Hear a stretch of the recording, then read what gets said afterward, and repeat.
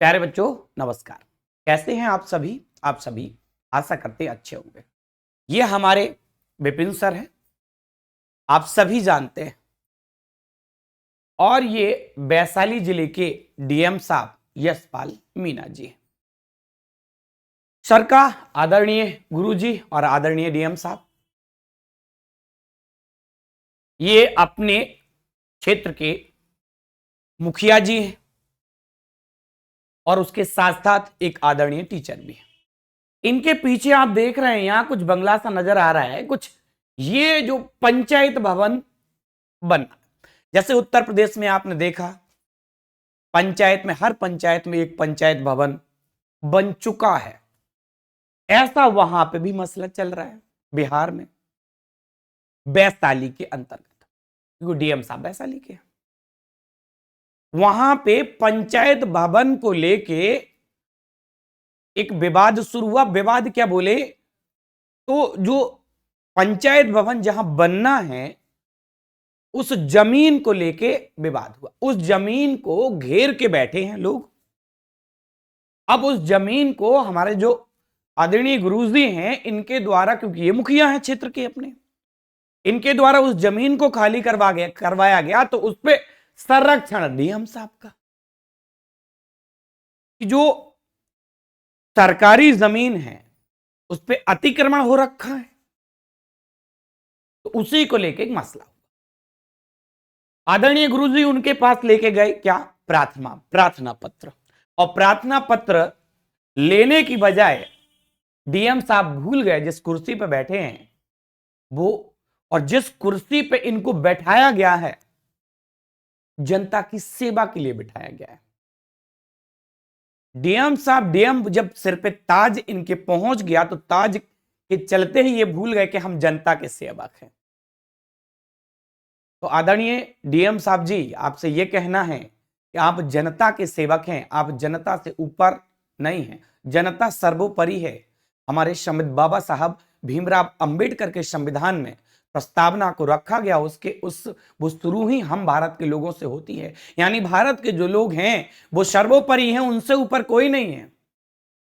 जो भी जितने बेअधिकारी वर्ग आप देखते हैं सब जनता के सेवक हैं, जनता के टैक्स पेयर से ही आपको वेतन मिलता है। जितने भी वेतनधारी होते हैं सब जनता के सेवक होते हैं। अपने आप को मालिक मत समझिएगा, मालिक वो होता है जो वेतन देता है और वो है जनता। तो जनता का सेवा करना ही आपका परम कर्तव्य है, और आप अपने कर्तव्य से पीछे हट रहे हैं। वो एक शिक्षक के साथ में आपने जो अभद्रता की है वो सही नहीं है डीएम साहब, वो गलत है और वो पूर्णतः गलत है। मैं नहीं कह रहा हूं, आप अगर अपने आप से स्वयं पूछेंगे तो आपको वो जो ताजपोशी है ना उसको आप एक साइड रख के आप इंसानियत के नाते आप अपने आप से पूछेंगे तो आपको लग जाएगा कि हाँ ये गलत है और ये माफी योग्य है। क्या अपने लिए तो व्यक्ति गया नहीं था आपसे कोई पर्सनल मांगने कुछ, और आपने तो तू तड़ा करके बात कर दी साहब। देखिए एक कहानी है, एक किसान की कहानी है। एक किसान होता है और वो एक व्यापार अपना चलाता है गांव में। किस बात का व्यापार रहता उसका, जे गाय वगैरह पाले रहता, उससे फिर वो उससे दूध जो होता उससे खोआ बना के शहर में बेचने के लिए जाता। और शहर में जब बेचने के लिए जाता तो वहां से अपने लिए चीनी के पैकेट, चीनी जो होती पैकेट में बंद करके चीनी मिलती, तो 1-1 केजी के चीनी के पैकेट लेके आ जाता।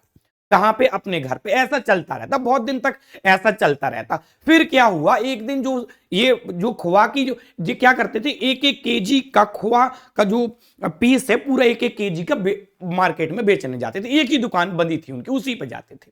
अब एक बार क्या हुआ कि जो दुकान मालिक था, उस दुकान मालिक को लगा कि खोआ का जो एक बर्फी, 1-1 केजी की जो बर्फी पूरी एक बना के ले जाता था वो, ठीक है, इसको एक बार तौल लिया जाए, क्योंकि वो फ्रिज में रख रहा था। तो उसने कहा एक बार इसका वजन कर लिया जाए, फिर फ्रिज में हम इसको रख देते हैं, ठीक है। अब जैसे ही उसने वजन किया तो वो जो वजन उसने किया तो किसान से तो वो लेता था 1 केजी उस एक को, लेकिन उसने जब वजन किया तो वजन था 900 केजी का, ठीक है, 900 ग्राम का, ठीक है। यानी कुल मिला के अगर देखा जाए तो ये 100 ग्राम उसमें कम था। 100 ग्राम क्या था उसमें, 100 ग्राम कम था। अब जो 100 ग्राम उसमें कम था तो दुकानदार को बहुत गुस्सा आया।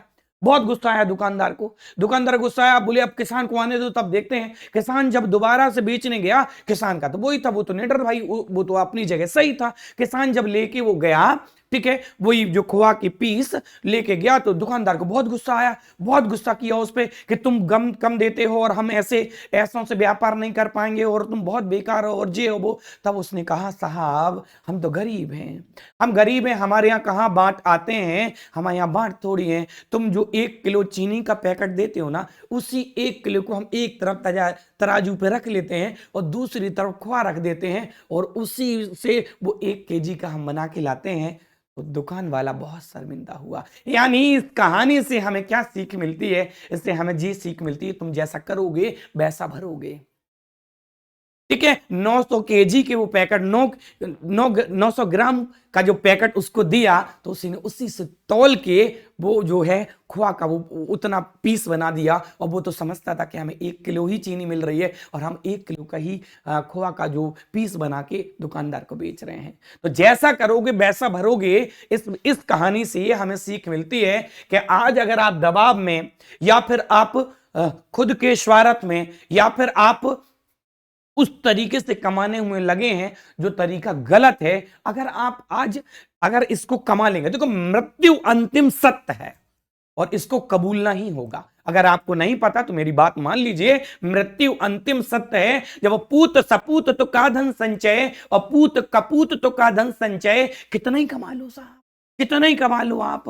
और पूत जब अवैध तरीके से और गलत तरीके से धन अर्जित अगर करेंगे तो संतान कपूत निकल जाएगी, सब धरा का धरा रह जाना यही, और वो 2 दिन में मैट देंगे पूरा। तो भाई इंसान हो तो इंसानियत रखो। शिक्षकों, ये शिक्षक हैं भाई, ये बात देखिए, ये शिक्षक हैं और शिक्षक के साथ साथ ये मुखिया जी हैं, ये हमारे जो विपिन सर हैं, अब ये शिक्षक हैं तो ये मसला बाहर आ गया। अच्छा, और जनता अगर इनके पास अपना मुद्दा लेके जाती होगी, अरे तो सोचो उनके साथ क्या होता होगा। उनसे तो मिलते ही नहीं होंगे भाई, 2-2 3-3 दिन इंतजार करने के बाद मिले भी तो पूछा ही नहीं कौन है मुखिया, अरे हटो हटो। गलत तरीके से व्यवहार। मैंने एक छोटी सी कहानी से उदाहरण दिया है कि साहब अगर गलत करोगे तो गलत ही होगा। तो इससे मेरा ये आग्रह है, डीएम साहब, जनता के लिए आप हैं, ठीक है, और आप अच्छे तरीके से जनता के लिए काम करें। आप प्रेशर, हाँ ये हो सकता है कि आप प्रेशराइज हैं। अरे तो ये प्रेशराइज होने का ही ये मतलब थोड़ी है कि कोई व्यक्ति आए तो उससे बात ही ना करो आप सही से। अरे प्रेशर किस बात का है कि जमीन नहीं खाली करानी है? प्रेशर इसी बात का होगा ना।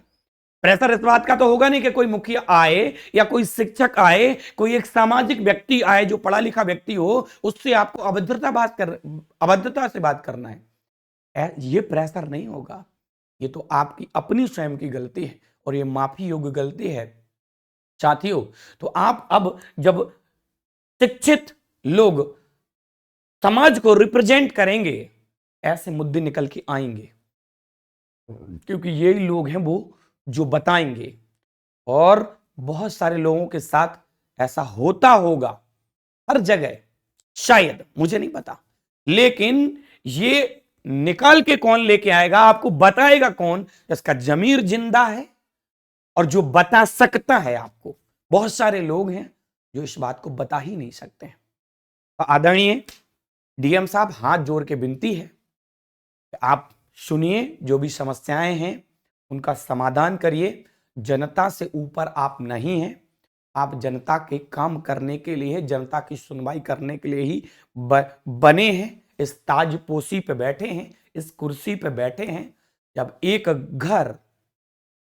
जिला आपका घर है और एक घर में अगर पिताजी ना हो, फिर सोचो कैसा चलता। और पिताजी अभद्र हो, घर देखो किस तरीके से चलता है। तो ऐसी स्थिति यह है कि एक जिला जो है ना, पूरा आपका एक घर है, आप उसके मुखिया हैं, पूरी जनता आपकी वहां पे जनता है जो आपकी संतान है, आप पिता समान हैं वहां। अब पिता कितने अच्छे तरीके से घर को ट्रीट कर रहा है आप देख लीजिए।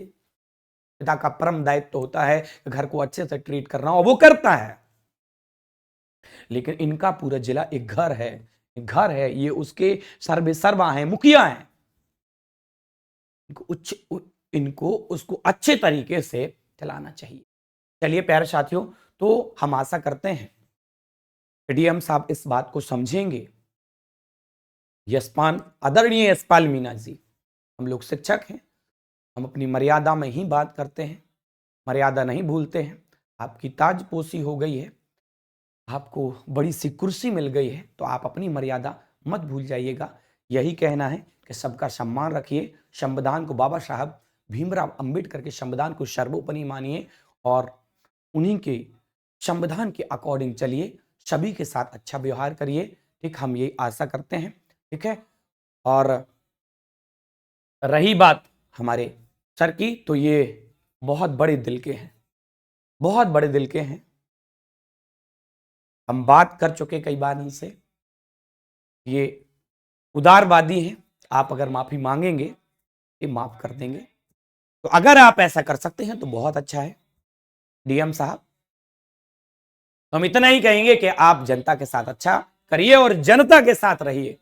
दबाव जब सरकारी नौकरी में आ जाए तो दबाव सब पे होता है, हैंडल करना आपका काम है। तो जो दबाव रहता है वो इस बात का दबाव नहीं रहता कि आप किसी के साथ अभद्र भाषा का प्रयोग करें। यही ढेर सारा आपको धन्यवाद। अगर आप ऐसा करेंगे तो पहले से हम अपनी वाणी को यहीं विराम देते हैं और आशा करते हैं कि आगे से आप इस तरीके का कृत्य नहीं करेंगे। जय हिंद साथियों, आप लोग भी विपिन सर का सपोर्ट करिए, क्योंकि वो मुखिया होने के साथ साथ भी एक अच्छे शिक्षक है।